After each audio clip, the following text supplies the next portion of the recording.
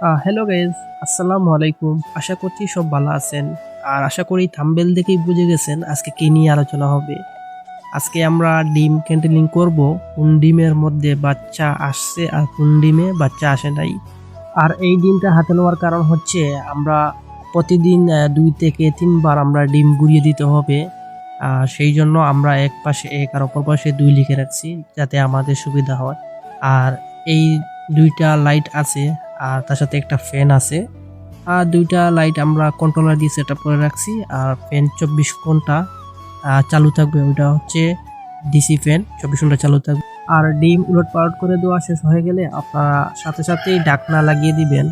আবার অনেকে বলেন যে ভাইয়া আমাদের এলাকা বা গ্রামে অনেক সময় 6 ঘন্টা 8 ঘন্টা বা একদিনের বেশিও আপনার কারেন্ট নিয়ে নেয়। তো অনেকের প্রশ্ন ছিল, তো এটা আজকে আনসার দিব। আমার ভাই, আমি আমার অভিজ্ঞতা থেকে বলতেছি, আমার একদিন প্রায় 16.5 ঘন্টা কারেন্ট ছিল না, তারপরেও আমার ডিম একটাই নষ্ট হয় নাই আমার ডিম।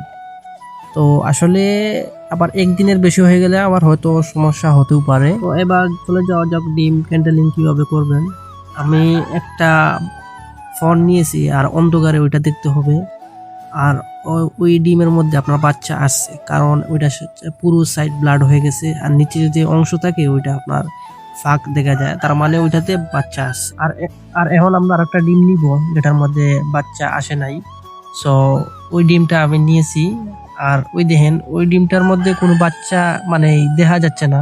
আর এটা মানে এক সাইড লাল, মানে ওইটা ডিম ভাবা ডিম, ওইটা আপনারা দেখলেই বুঝতে পারবেন। আর আরেকটা ডিম এই নেই, এই ডিমটা হচ্ছে এই বাচ্চা আছে। এই ডিমটার মধ্যে এই দেখেন অন্ধকার, পুরো সাইড অন্ধকার আর নিচ দিয়ে ফাঁকা, তার মানে ওইটার মধ্যে বাচ্চা একবারে 100% আছে। তো ওইভাবে আপনারা ক্যান্ডেলিং করবেন। ক্যান্ডেলিং একবারে ইজি। আর এখন আমরা এই দেখাবো যে কন্ট্রোলার যেটা আছে, ওইটা আপনারা 37.2-এ লাইট জ্বলবে, আর 37.7-এ লাইটটা মানে বন্ধ হয়ে যাবে। আর এর পাশাপাশি ওই যে আর্দ্রতা যেটা আছে, ওইটা আপনারা 55 থেকে 60-এর বা 65-র ভিতরে এভারেজ থাকতে হবে। আবার 70-এর উঠে গেলে আবার সমস্যা হতে পারে ডিমের। তবে আপনারা চেষ্টা করবেন 55 থেকে 60-এর ভিতরে বা 65-র ভিতরে থাকতে হবে। আর আপনারা যখন ডিম উলটপালট করে দিবেন, তখন আপনারা দেখবেন যে আপনার কন্ট্রোলার কি ঠিক আছে বা ঠিক মতো কাজ করতেছে কিনা, ওইটা আপনারা দেখবেন। যখন আপনারা 2-3 বার যখন আসবেন, তখন আপনারা অবশ্যই চেক করবেন, কারণ কন্ট্রোলার যদি হয়তো বাই চান্স কোনো সমস্যা হয়ে যেতেও পারে। আবার আর্দ্রতা আপনার ঠিক আছে কিনা না দেখে রাখবেন। আর লাইট আপনার এই আমাদের যে লাল লাইট যেগুলো আছে বাল্ব, ওইগুলো বেশিরভাগ সময় নষ্ট হয়ে যায়। এই জন্য আমি 2টা লাগিয়েছি, কারণ একটা যদি নষ্ট হয়ে যায় তার একটা আমার ব্যাকআপ দিবে।